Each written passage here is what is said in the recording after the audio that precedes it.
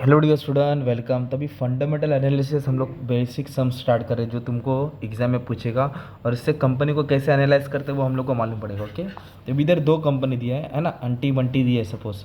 तो equity share, preference share, एक share 10 रुपये का दिया है इक्विटी शेयर। ये प्रॉफिट बिफोर टैक्स है, देखो बिफोर दिया, अपने को आफ्टर चाहिए। टैक्स दिया है, डिविडेंड दिया है, मार्केट प्राइस, अपने को अलग अलग रेशियो फाइंड करना है। तो सबसे पहले भी अपन क्या फाइंड करेंगे, अर्निंग पर शेयर। ओके, तो अर्निंग पर शेयर का फॉर्मूला है प्रॉफिट आफ्टर टैक्स लेना रहता है ना। पर इधर प्रॉफिट तो बिफोर दिया है, तो मैं पहले ए को सॉल्व करता हूँ। तो कितना लैक्स में दिया है, तो प्रॉफिट बिफोर टैक्स निकालना है। ओके, आफ्टर चाहिए, तो प्रॉफिट दिया है 60 लाख, और टैक्स कितना दिया 30%, मतलब ना टैक्स कम करना पड़ेगा। तो 60 लाख पे अपने को क्या करना पड़ेगा, 30% टैक्स निकालना पड़ेगा। 60 पे 30% कितना आएगा दोस्त, 60 पे आएगा 30% 18 लाख। तो उसको माइनस करेंगे 42 लाख, ये हो जाएगा प्रॉफिट आफ्टर टैक्स। अगर एग्जाम में प्रॉफिट आफ्टर टैक्स दिया है तो टेंशन नहीं है, बिफोर है तो टैक्स माइनस करना है। तो ये प्रॉफिट आफ्टर टैक्स तुम्हारा हो जाएगा इधर। ओके, 42 लाख माइनस क्या करेंगे, प्रेफरेंस डिविडेंड। तो जो प्रेफरेंस शेयर है उस पर डिविडेंड निकल के माइनस करेंगे। तो ये 100 लाख है, 100 लाख पे ये 14% उसका रेट है। तो 100 लाख पे 14% निकालेंगे तो 14 लाख आ जाएगा। 14 लाख क्या करेंगे अपन, माइनस करेंगे। ओके, और डिवाइड बाय क्या करेंगे, नंबर ऑफ इक्विटी शेयर। तो ये 250 लाख, 250 लाख क्या है तुम्हारा इक्विटी शेयर का अमाउंट है, और एक शेयर 10 का है। तो नंबर ऑफ शेयर के लिए क्या करेंगे, 250 को 10 से डिवाइड कर देंगे। 250 divide by 10, that will be 25 lakh. तो 25 लाख नंबर ऑफ शेयर है। अब इसको आप क्या करेंगे, कैलसी में सॉल्व करेंगे ना। तो 42 माइनस 14, ओके, डिवाइडेड बाय 25, तो आपको कितना मिलेगा, 1.12। ये हो जाएगा अर्निंग पर शेयर। मतलब कंपनी एक शेयर के पीछे इतना अर्न कर रही है, 1.12। ये हो गया अर्निंग पर शेयर। एग्जाम में क्या दिया था क्वेश्चन में, बिफोर टैक्स दिया था, तो इसके लिए टैक्स माइनस करना पड़ा। आफ्टर दिया रहेगा तो डायरेक्ट उठा के लिख के सॉल्व करेंगे। प्रेफरेंस शेयर्स पे क्या करना है, ये परसेंटेज मार देना है आपको, तो प्रेफरेंस डिविडेंड मिल जाएगा, सिंपल। अभी नेक्स्ट आपको निकालना है PE ratio, price earning ratio, मतलब एक शेयर के पीछे कितना कमाना पड़ रहा है, मतलब कमाने के लिए। तो उसका formula market price divide by earning per share है ना। और या फिर तुमको कभी भी कुछ भी पूछा रहेगा, मतलब कोई भी शेयर निकालना रहेगा तो अर्निंग पर शेयर नीचे आएगा।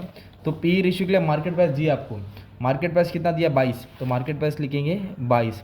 और अर्निंग पर शेयर कितना दिया 1.12, तो 22 को 1.12 से डिवाइड करेंगे। 22 को 1.12 से क्या कर देंगे, डिवाइड। ओके, 22 को 1.1 22 को 1.12 से डिवाइड कर देंगे तो आपको आ जाएगा 19.64। ओके, ये 19.64 क्या हो जाएगा तुम्हारा, 19.64 ये हो जाएगा प्राइस अर्निंग रेशियो। एक बार कैलकुलेशन फिर चेक कर दो, 22 डिवाइड बाय 1.12, तो ये आ गया तुम्हारा 19.64। ये हो गया प्राइस अर्निंग रेशियो, मतलब फॉर्मुला बेस समय। अभी अपने को इधर बोला है डिविडेंड पे आउट रेशियो, मतलब कंपनी कितना डिविडेंड दे रही है। तो कितना डिविडेंड दे रही है, तो ऑब्वियसली नीचे क्या आएगा, अर्निंग पर शेयर आएगा। मैं बोला ना अर्निंग पर शेयर आएगा, और पे आउट रेशियो मतलब 100 डालना है। But we don't have dividend per share. Company एक शेयर के पीछे डिविडेंड कितना दे रही है, कभी कभी क्वेश्चन में दिया रहेगा, पर इसमें दिया नहीं है। तो डिविडेंड पर शेयर कैसे आएगा मालूम है, डिविडेंड पर शेयर ये फॉर्मूला है, dividend divide by number of share. तो डिविडेंड कितना इधर कंपनी ने दी है, प्रोपोज डिविडेंड 35 लाख। तो कंपनी ने 35 लाख क्या की dividend the. Number of equity share, number of equity share, तो कंपनी के पास कितना शेयर है, 250 शेयर है। 250 शेयर, 250 शेयर को किससे डिवाइड करेंगे, 10 से डिवाइड कर देंगे। 250 को किससे, 10 से, मतलब आ जाएगा 25। तो 35 को 25 से क्या करना है, डिवाइड करना है। 35 डिवाइड बाय 25, तो आपको मिलेगा 1.14। ये 1.14 क्या है, 1.4 ये तुम्हारा डिविडेंड पर शेयर है। ये डिविडेंड पर शेयर इधर लिखना है। तो 1.14 डिवाइड बाय 1.12%। तो कंपनी 125% डिविडेंड बांट रही है। कितना परसेंट, 125% प्रॉफिट का। ओके, अब उसके बाद अपने को निकालना है रिटर्न ऑन टोटल कैपिटल। तो कंपनी टोटल कैपिटल में कितना कमा रही है, तो प्रॉफिट आफ्टर टैक्स, तो आफ्टर टैक्स तो अवेलेबल है अपने पास, मतलब कमाया 42 लाख। और कैपिटल एम्प्लॉयड, तो कैपिटल एम्प्लॉयड मतलब कितना रुपया लगा है, तो वो इक्विटी शेयर, प्रेफरेंस शेयर्स है ना, बोरो फंड सब आएगा। तो 250 और 100 को ऐड करना पड़ेगा। ये तुम्हारा कंपनी का क्या है, इतना रुपया लगा है। तो कितना रुपया लगा, 350 लाख। मतलब कंपनी ने 350 लाख लगाया और 42 करोड़ कमाया, 42 लाख कमाया। 350 रुपये लगा के 42 रुपीज़ कमा रहा है, मतलब कंपनी 12% से अर्न कर रहा है। तो फॉर्मूला याद करने का, ठीक है। अभी तो बोला रिटर्न ऑन इक्विटी शेयर, तो सेम प्रॉफिट आफ्टर टैक्स आएगा।